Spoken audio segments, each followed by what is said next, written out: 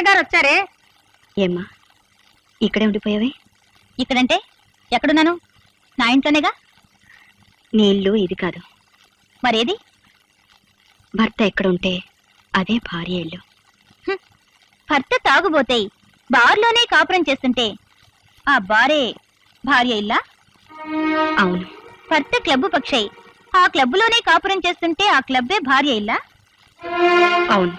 అవును, very good.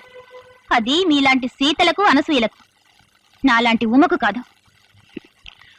Uma అంటే ఎవరనుకున్నావమ్మా? పార్వతి. నువ్వు పార్వతివే, నేను పార్వతినే. కరెక్ట్. నేను మీలాంటి బీసీ నాటి పార్వతిని కాను.